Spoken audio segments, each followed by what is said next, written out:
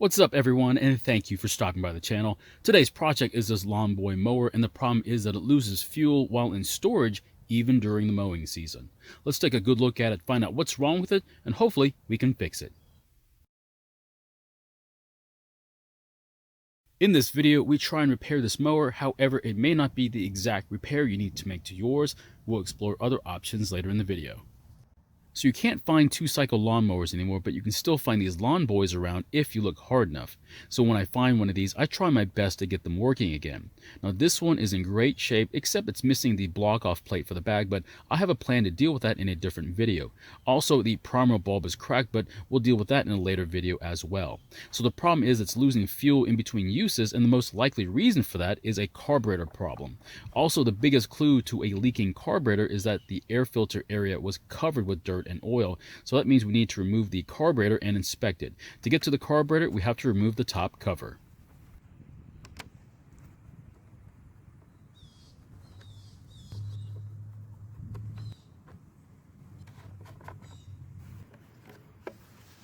I want to remove the cover a little bit more to make filming a little bit easier, so I'm going to disconnect the primer bulb line. After that, we can remove the fuel tank and disconnect the fuel line from the carburetor. If you noticed, there is still a lot of parts covered in dirt and oil, so I'll have to clean everything before I put them back on.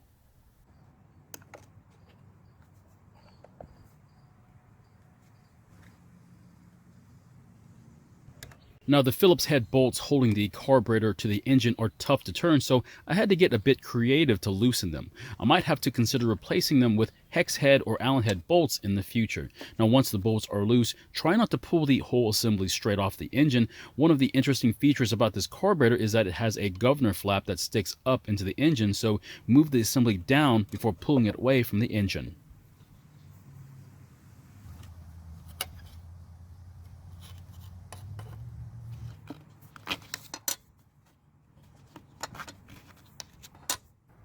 I know there's a lot of dirt covering everything, so it's hard to see what's there, but to separate the airbox from the carburetor, we need to first disconnect the spring. After I get them apart, I'll clean them so I don't have to worry about getting dirt inside the carburetor.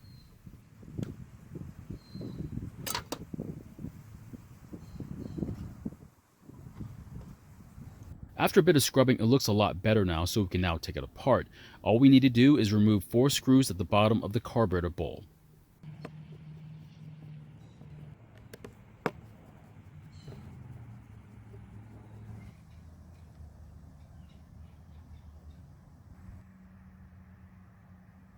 Overall, the carburetor is in working condition. It just needs to be cleaned up a bit and rebuilt with some new parts. Now, since this isn't a very popular mower, the parts are kind of hard to find. Now, I was trying to find a replacement carburetor, but I couldn't find one at the time, so the next best thing is to get a rebuild kit.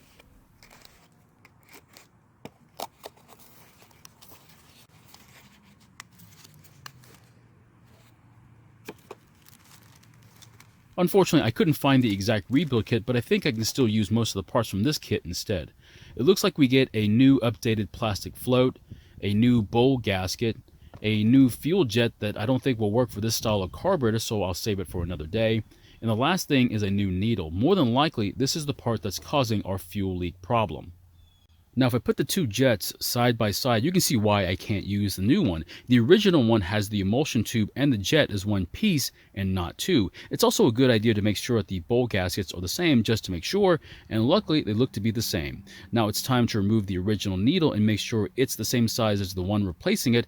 While we're here, we can also compare the two floats as well.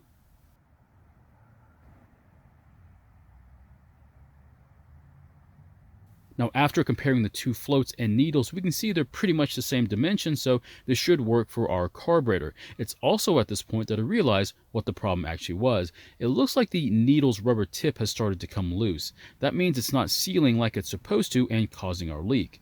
So to install the needle, just transfer the retaining wire from the original needle and put it on the new one.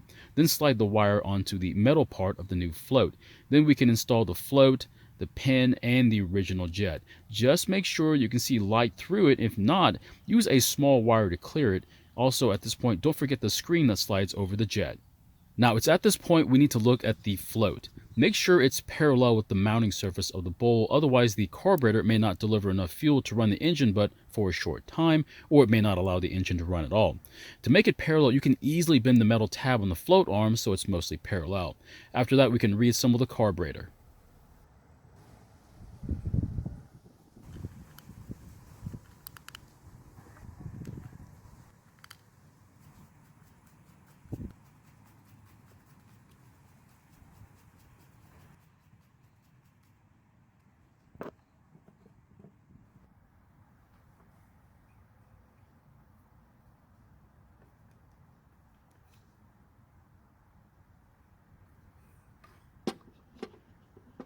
When putting the carburetor and the airbox together, first make sure to reconnect the spring to the choke lever.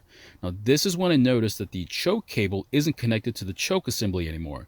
It looks like the tab is broken off, so I've got to figure out a way to reconnect the cable to the choke mechanism.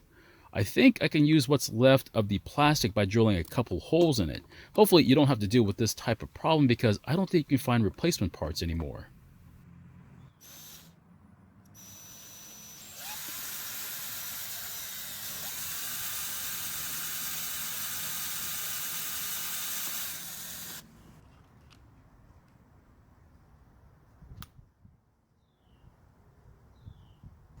Now that I've got the choke cable attached, we can finally put the carburetor and airbox back onto the engine. After that, I'll replace the top cover, put some fuel in the tank, and try starting it to make sure it runs and doesn't leak any fuel.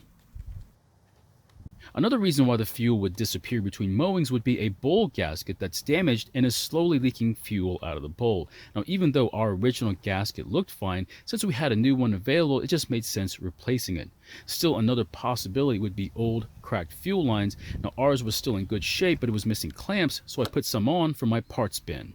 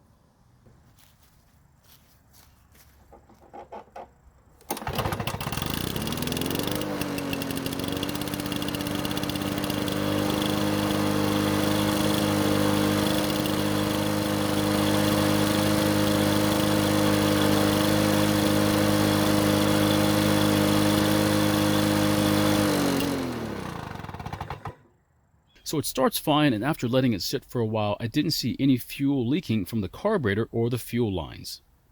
So my question is, would you even bother fixing this old and outdated mower?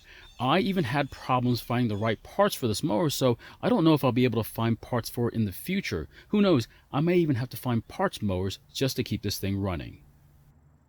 Thank you for watching. I really appreciate your time here. Please feel free to ask any questions, and I hope to see you in my next video.